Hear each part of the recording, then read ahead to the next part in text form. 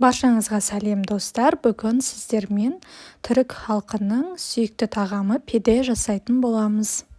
Пиде осындай қайық тәріздес формамен жасалынады. Дәмі өте ерекше, жұмсақ болып шықты. Мінекей сіздерге ортасын бөліп көрсетейін. Видеода көріп отырғандарыңыздай қамыры жақсы көтерілген, сонымен қатар жұмсақ болып шыққан. Маған пидені жасау үшін толығымен 30 минут қана кетті. Сіздер де жасап көріңіздер, көп уақыттарыңызды алмайды. Кешкі асқа ұсынсаңыздар өте тойымды, дәмді болып саналады. Ал онда бастаймыз, видеоны соңына дейін қараңыздар. Алдымен пиденің қамырын жасаймыз. Ол үшін үлкен шұңқыр ыдысқа ұн саламыз. Қоспалардың нақты мөлшерін описаниеден көре аласыздар. Ұнның үстіне құрғақ қоспаларды саламыз. Олар бізде қант, тұз және де ашытқы. Құрғақ қоспалардың барлығын салғаннан кейін қасықтың көмегімен жақсылап араластырып аламыз. Келесі сұйық қоспаларды қосамыз. Олар бізде сұйық май, сары май және де су. Барлығын құйып, жақсылап тұрып араластырып, жұмсақ қамыр илейміз. Мінекей бізде нәтижесінде осындай қамыр дайын болды. Енді осы қамырды 20 минутқа көтерілуге қойып қоямыз. Осы уақытта салмасын дайындаймыз. Ол үшін пиязды 4 бұрышты етіп турап шығамыз. Шұңқыр ыдысқа пиязды салып, үстіне фарш саламыз.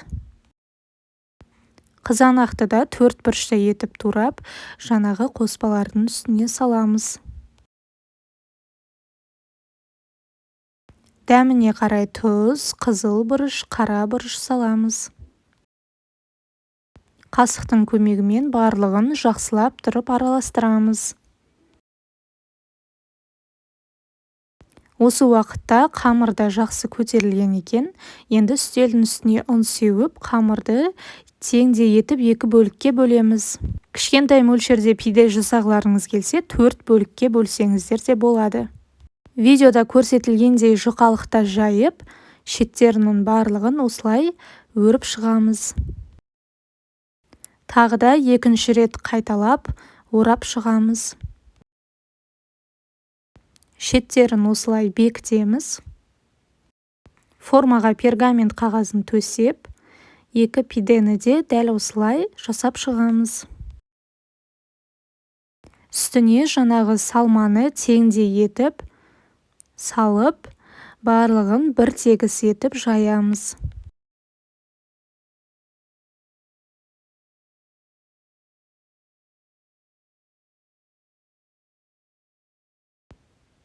Шеттеріне бір жұмыртқаның сарысын жағып шығамыз.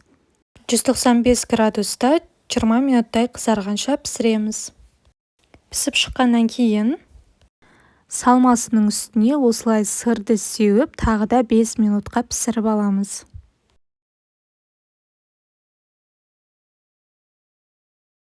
Осымен біздің пидеміз дайын. Қараңыздар қандай керемет болып пісіп шыққан. Көлемдері де өте үлкен, тойымды.